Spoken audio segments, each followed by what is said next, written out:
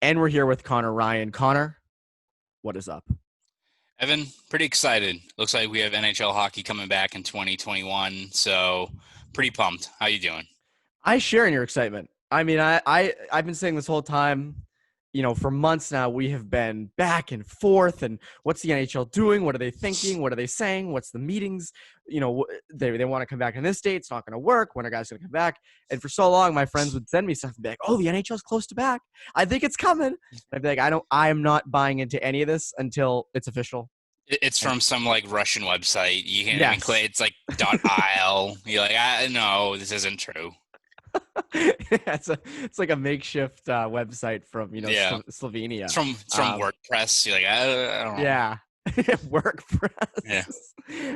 But it is official as of Sunday. It is official. The NHL's back. It will start January 13th. 56 games, which is a lot of games in not a lot of time. Great for us. Not so fun for the players with travel and such. But again, they will not be traveling as much. They will, especially the Bruins, who play in this new East division, which we will dive fully into today. We're going to dive, head first into this new division they're in, because there are a lot of new teams. Only one old one. Only one old Atlantic Division team. It's the Sabres. So that's not too bad, actually. That's the one team from the Atlantic. Right. We'll get into why that might be a bad thing, though, for viewers later on. But it's funny. We sort of oftentimes forget about, how in the East, all the teams are pretty close. Like the East Division, for instance, like the farthest is probably like Buffalo to Washington, D.C. maybe. And that's not that far. That's like a 2-hour flight, if I'm not mistaken. So it's not that far. It is not that far. And like with Hockey East, for instance, all the teams are close. But we forget that like the rest of the country, especially like the North Division in Canada and, the middle of the Midwest, even the West, there's a lot of travel that we kind of forget about. Like we like, for instance, if you're in the West, St. Louis, for instance, is playing in the West. Minnesota is playing in the West. That is a lot of travel. That is a lot of travel when you're going to Anaheim, Arizona, Colorado, LA, Vegas, and San Jose. So that is a lot of travel. So, and same with the Central. There are teams there that are going to be traveling a long ways. The Bruins, luckily, though, do not have to do that. So you play your division 8 times a year. How are we feeling about that? Well, it's obviously the best plan in place for the NHL, just to avoid any risk with COVID. And as you said, I think in the East it makes a lot of sense in terms of who the different teams are. It's going to make for some good rivalry by the end of it. I think by the time you get to April and May, I think all these teams are going to hate each other's guts, which is going to make for a pretty riveting first 2 rounds of the playoffs. From the Bruins' perspective, though, it's kind of a tough division to draw in, because I think at first glance you kind of look at some of those teams and you go, "Oh shit!" Like you've got 3 or 4 teams that are have been powerhouses in the East for years now, who are still very good. You have a team like the Rangers, who is definitely on the come up with the amount of talent they have, the amount of young players they have that you expect would take the next step forward this year. So when you kind of weigh that against the Bruins, who again still have a very talented roster, but also have probably more question marks than you expect from a Bruins team going into a season, I think there's clearly that cause for concern in terms of is this a team that's going to easily secure a top 4 spot in this new division? I still think that, other than maybe Philly, I think the Bruins are probably the best overall team, I want to say. I think, there's all those other teams are great and are going to be a tough fight. And even though I think maybe the Bruins maybe finish in the top 2, I still think you're going to have 4 or even 5 teams all kind of crowded near the top once we get to the end of the season. It's just, I think when you view the Bruins, I still think they have the best goalie core amongst that whole group. I mean, we can go kind of team by team if you want to about who stacks up. But, even look at like Washington, I think people are, you view the Capitals as being kind of the bane of the Bruins' existence, right? But Braden Holtby's not there anymore, which, granted, he wasn't really even like a starting level goalie last year. Like he was straight up, like he was flat out bad last year. He was horrible. He was bad. terrible. But the fact that he's gone, who maybe that tilts the scales a little bit in terms of how the Bruins just can't seem to have Washington's number. That could play a factor into it. The fact that Henrik Lundqvist isn't going to play for the Capitals this year, which is a bad break for both him and the team. So it's going to be a lot of, reps for a guy like Samsonov, who's very, very young.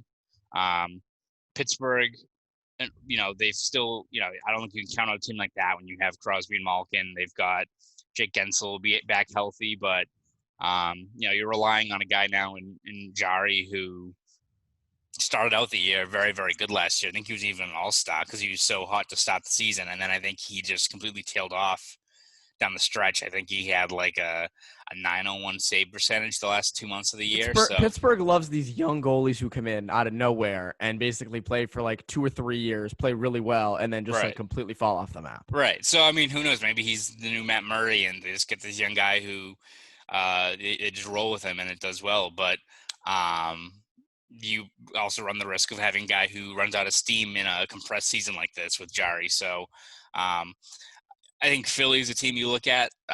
They seem to be on the come up. They already are a very good team. They should keep on getting better as guys like Provorov and Konechny and the goalie from Philly, who I won't say his name because it. Say it. No. Carter Hart. Carter Hart. Yes. No, I have a brogue instead. I switched one out for another. Carter Hart. Yeah.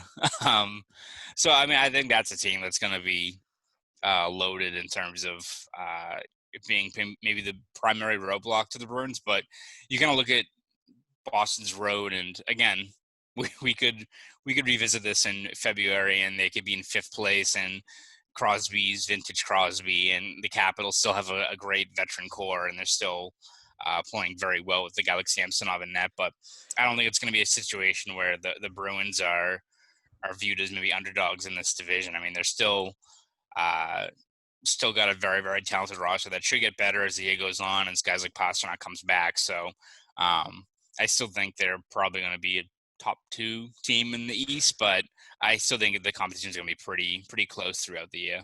It's going to be close, but I think the Bruins are favored to win or come in second in this division.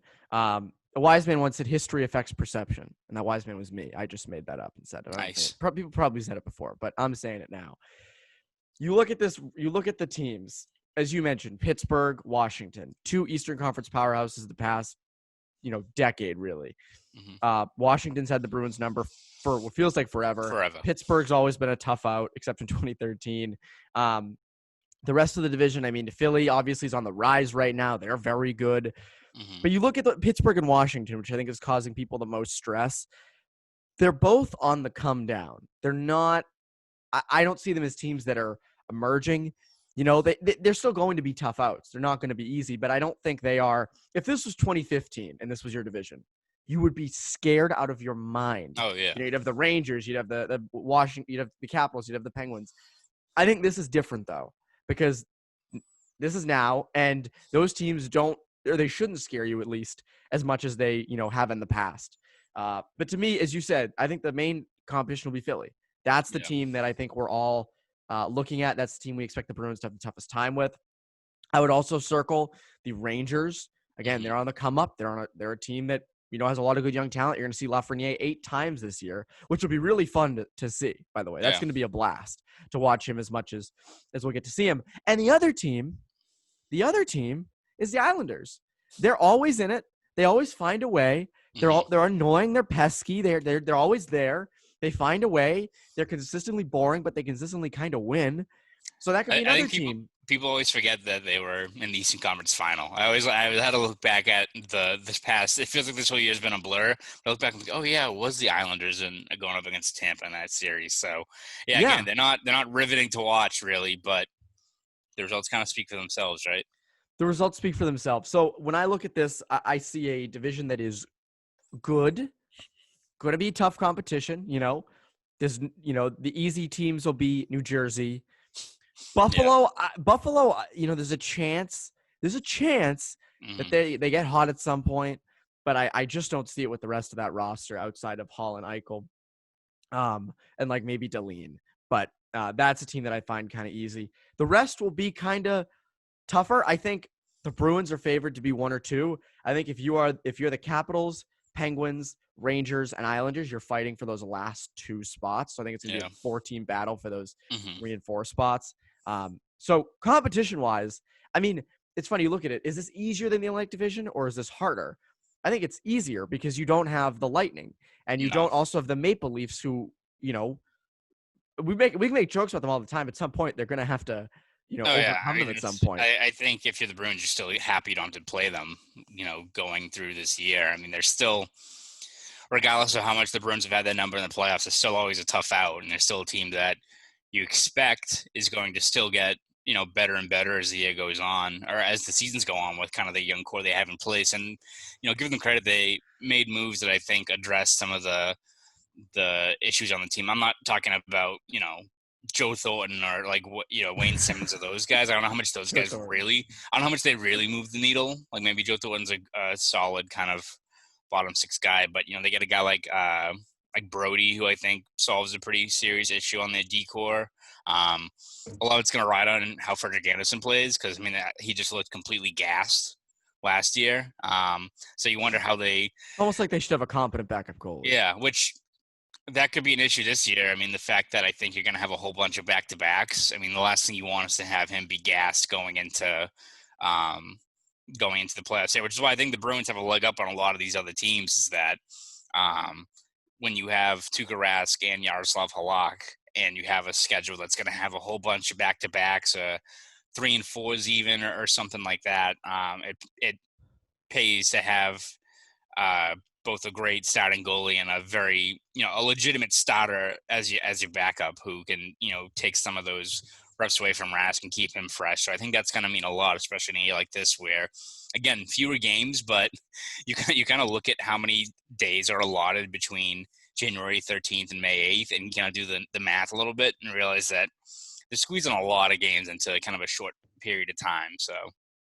Yeah, it's funny. I just wrote down why Rask Halak tandem will be huge for Bruins this year. I mean, that you just explained it. Like that's going to be huge. I think in those back-to-back games, when you can roll out 2 legitimate goalies any night, I think it's going to be absolutely huge. Now, we're obviously not factoring in how COVID affects these people, because I think that's going to be a whole nother thing.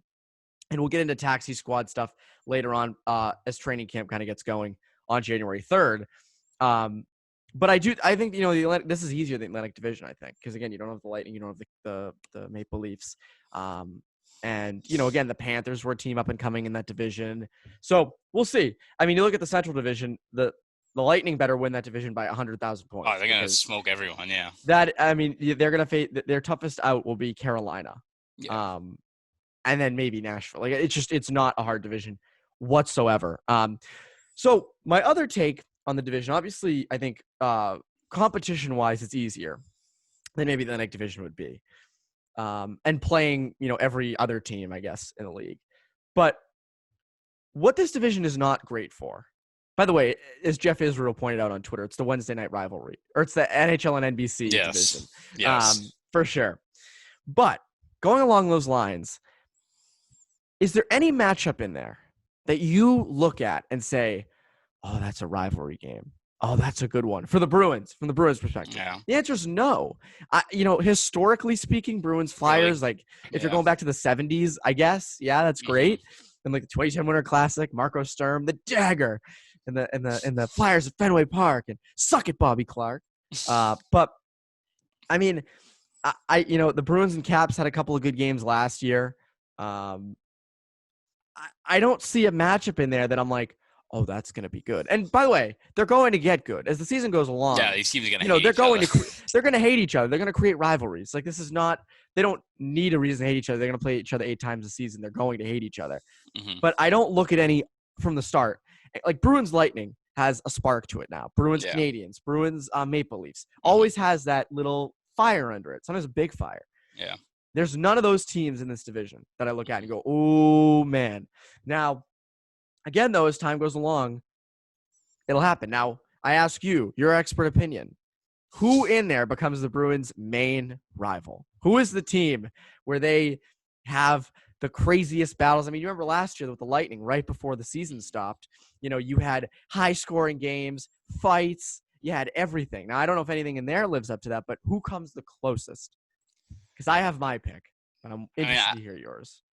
I mean, it's definitely a couple of teams. I mean, I think Capitals always gets pretty heated. The Rangers games always seem to go off the rails, especially the last couple of years. I mean, was the last year when Marchand got into a fight with Lindgren? Remember, like he roasted Yes. him in the post game thing too about something or other. So you got like Tony DeAngelo, who everyone wants to punch in the face anyway. I So like know. that, There's that too. that factors into it. I'll still probably say Philly just because I think the writing's on the wall that both those teams are probably the two top dogs in the East. But I think kind of it's one of those situations where, yeah, they don't have maybe the set rivalries that I think probably casual fans probably know. You know, I think even casual fans know Boston, Montreal, and they go at it. It's, you know, it's primetime TV. But I think, especially in the East, you have enough big markets that once these teams stop playing each other, and it's not even the fact that the Bruins are playing, you know, Philly 8 times in a regular season. It's also the fact that there's going to be a lot of like baseball series kind of scheduling. So it's going to be, you know, the Bruins play Philly. There's a huge scrum. There's a fight. There's, you know, a late hit or something where, you know, words are exchanged and then they play 2 days later. And, you know, like as soon as the puck drops, it's going to go haywire again. So I think that's kind of what the NHL strategy is, at least for now, is in the East, you have enough big markets and enough of just that natural kind of, you know, hate that kind of brews between these teams that I think you're still going to get a lot of riveting matchups. And then who knows down the road where this whole division is going to be kind of flipped on its head. Is it a situation where if the Bruins get to the, you know, the next round of the playoffs, are they playing the Maple Leafs for the chance to go to the Stanley Cup final? Do they play the Maple Leafs in the Stanley Cup final? Like, it could happen, which that would be, I think, hockey like nirvana for everyone. I think Bruins and Maple Leafs fans would be horrified, but Everyone else would kind of because get of the sit back and watch. implications. But I mean, if that's how you end a season, then it's well worth it. I think the NHL is already doing backflips because, barring the you know, them having to do something really drastic in the all Canadian division up north, you're still going to have like Connor McDavid and Austin Matthews play each other like 9 or 10 times a season, so they're already pumped. But Yeah. I think even in the East, I still think you're going to have, regardless of who the Bruins play, it seems like kind of trouble follows the Bruins whenever they play any of these other competitive teams. That I'll go with Philly, but I think there's going to be a lot of interesting kind of matchups as the year goes on. So I think when it comes to competition and closeness to games and results, it'll be Philly for sure, because I think we expect that to be the two teams at 1 and 2. I think fireworks, it's Washington. I think that is the team where you're gonna have the most fireworks. You have Tom Wilson, you know, you have the history there. I think that's gonna be the one. I mean, remember the tweet that Pastrnak put out saying that Wilson was like the best goal scorer in the NHL, and we all thought he got like abducted in the team hotel. So they captured him by the coffee bar in the lobby. Yeah, they got him. Ladies and gentlemen, we got him. But I think that's going to be the team where you're going to see the most entertainment, so to speak. But again, I think you're going to have good games against Pittsburgh. I'm very interested in what the Rangers are and, you know, what they're going to be. I mean, on D, you know, you have these offensive defensemen. You have DeAngelo. You have Adam Fox.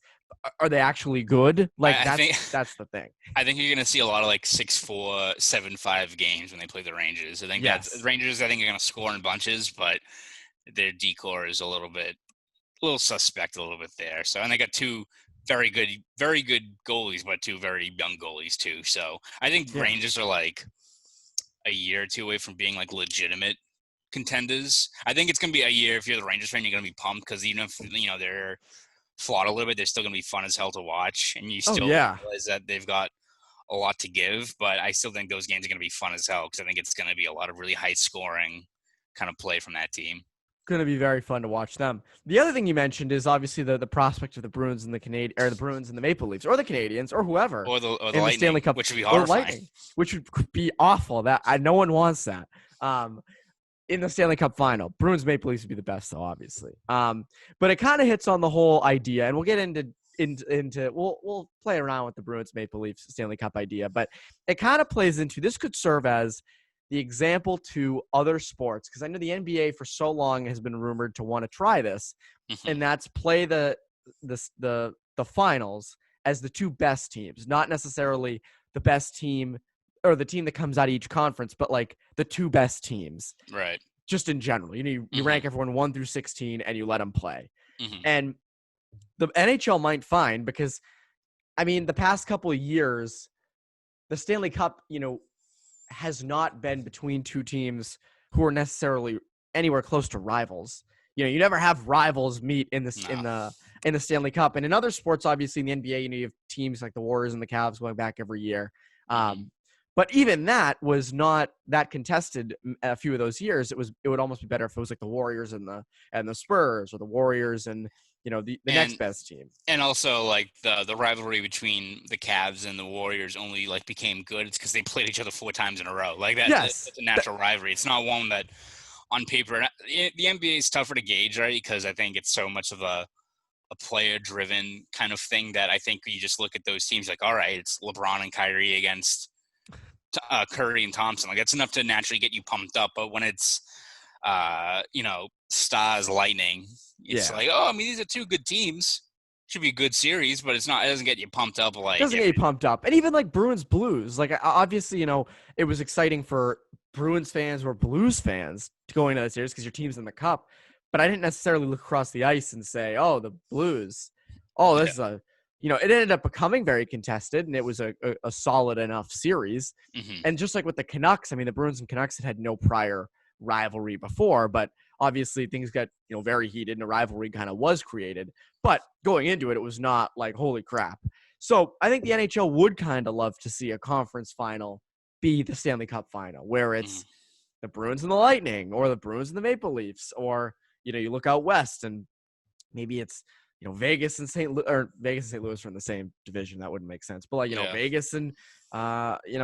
Oh, we can't do Colorado. That one sucks too. Is that Colorado and Vegas are, I think, coupled together because they are 2 coupled teams together. are loaded. But that would be one that if it was the Stanley Cup final, I don't know how crazy the fan bases are, but you still got 2 very, very talented, fun teams to go. Like that would be better than even Tampa and Dallas, which no one really even watched that Stanley Cup. And now they're in the same division. Maybe a rivalry will be created. Yeah. Tampa and Dallas in the same division. But let's get into, as we end this show, we'll get into the Bruins and Maple Leafs idea of the Stanley Cup final, because I think that is the most fun.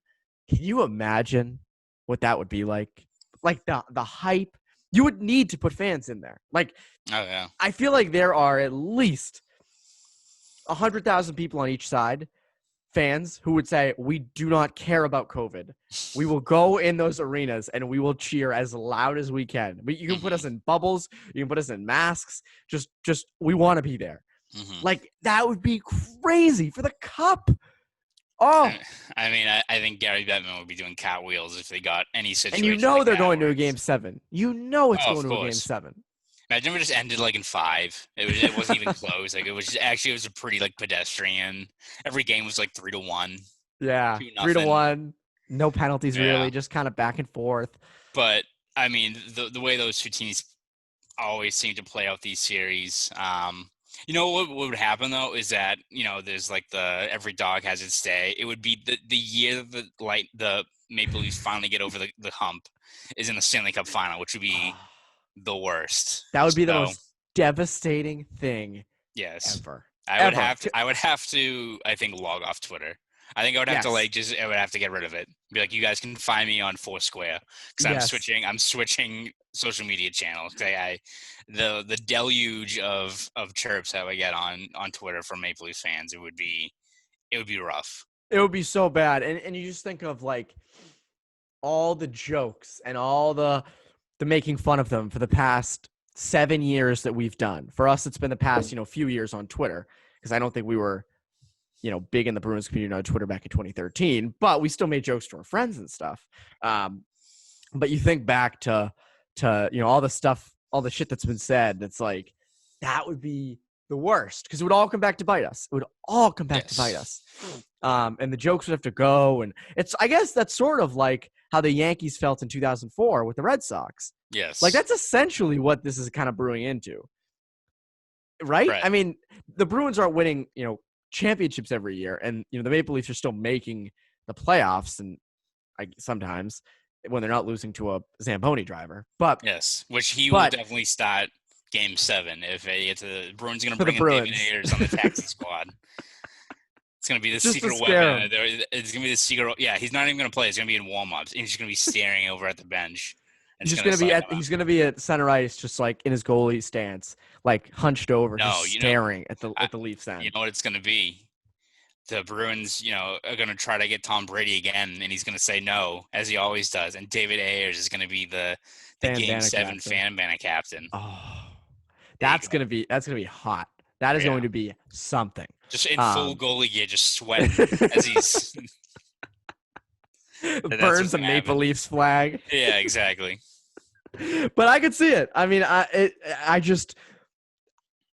I could put money on the fact that the Stanley Cup will be Bruins Maple Leafs, I would do it in a second, just for the fun of if that actually happened. Oh yeah. Obviously, you go to Bet Online to do it.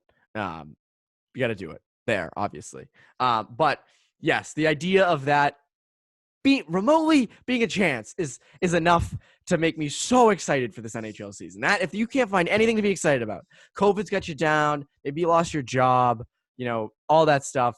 What should get you to May 8th is there's a chance the Bruins and the Maple Leafs could play in the Stanley Cup final. I mean, let's be fair. After the past year, we've had crazier things can happen than the Bruins playing the Maple Leafs. So I mean, it's actually it's not like a daydream scenario that you imagine of like, imagine if the Bruins played the Habs or Toronto for the Cup. How wild that would be. That would never happen because of our divisions, but there's a chance. Of course, it's going to now be like, I'm trying to think what would be the worst, like least interesting. Like it would be the Florida Panthers against the Winnipeg Jets, and Gary Bettman is going to be beside himself. But that could happen anyways in a normal time. It would be you'd have to do like Arizona and like Winnipeg that would be like the worst possible. And the Flames. Yes, or the Flames. Arizona and Calgary, though, that's what's gonna happen. Yes, of course. That is like you'll have some fracacta weird two teams that you'd never want to see in the Stanley Cup final. It'll be like Darcy Kemper just on a run. Darcy Kemper goes wild. Yes, because that division in the West, you have Vegas, St. Louis, Colorado. I'd say 1, 2, 3 in no particular order, and then just stealing everyone's lunch money. You have San Jose, Minnesota, LA, Arizona, Anaheim. That should be Arizona, but they lost Taylor Hall, so I don't know. San Jose has talent. They suck, but they have talent. Minnesota, Spoke Z is always saying Minnesota is going to have its day, and we're going to know it. Maybe this is that year. I don't know. But at any rate, that is the divisions, and that is how the Bruins stack up. So I predicted them to finish. I mean, it's 1 or 2. I'll make my official prediction as the season gets closer. Mm-hmm. I hate when I say, they're going to finish in first place, because I sound like such a homer, and I sound like such a, the Bruins, because last year I picked them to lose in the first round to Toronto. So I was wrong, but I don't know. I don't know if they're going to finish first. And I don't want to be the one to be like, they're going to finish first. But at any rate, those are the divisions. Very excited hockey's back. What are you working on at BSJ that people can look forward to? Yeah, I think right ahead of the holiday break, I think we're working on a predictions post. I think it's always good to drop one before you can really even get into training camp, just because it's great to That's one of those predictions you just cross them right off the list. Like day one of training camp, that prediction's gone. It's good when you can do it ahead of time before camp, and the cold, hard reality of setting a roster kind of falls in place, and it's good to have just so that people can then screen cap it and like post it on your feed like by May when shit goes haywire. So I'll be working on that. A few other things. I know Cam Neely is going to be speaking with the media today on Monday. So you already spoke to the media when you heard this. So you already know what he said. We don't know what he said, but you listeners do actually know what he said. So I imagine we'll have some stuff from that, and who knows, maybe a few more Zoom calls on the horizon. So we'll have all the latest stuff over at bostonsportsjournal.com. So subscribe over there at BSJ. If you want to follow me on Twitter, you can follow me at Conor Ryan _93. Do all that and follow follow Boston Sports Journal at all times, and follow CLNS Media as well, and our YouTube page, Bruins Rinkside. Make sure to go give that a subscription, because Connor and I will be making lots of appearances on that, and we'll have player interviews and stuff on there too. So it's exclusive just for you guys. You'll love it. But with that, this has been Bruins Beat on CLNS Media. You Bruins Beat listeners, have a great rest of your week, and if you celebrate Christmas, Merry Christmas. I'm just realizing. Merry Christmas because it's happening this week. So anyway, happy holidays, Merry Christmas, and have a great and jolly rest of your week.